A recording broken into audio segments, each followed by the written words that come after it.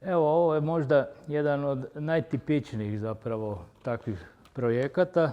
Ovo je zapravo istraživanje kojim se htjelo doći do pretpostavljamo nekog zaštitnog znaka. I to je zapravo prva faza kada autor pokušava zapravo kroz svoje razmišljanje doći do nekih formi koje bi kasnije kroz neku selekciju pokušao odabrati najadekvatnije rješenje.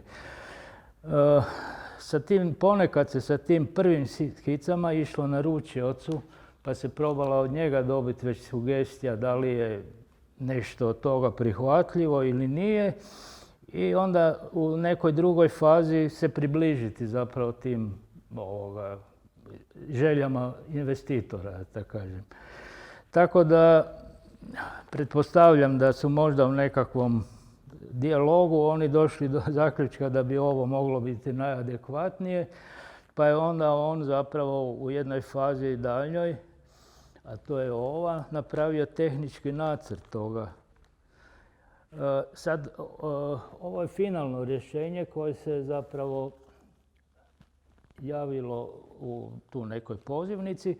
Međutim, tu mi fali zapravo jedan dio, a to je da je on, ajmo tako reći, trebao označiti unutar ovih formi koje su to boje i koje je to zapravo raspored boja. Tako da vjerojatno to postoji negdje tu među ovim papirima, ali finalno je to onda u tiskaru išlo i onda izašla ovakva zapravo jedan proizvod koji je rezultirao time.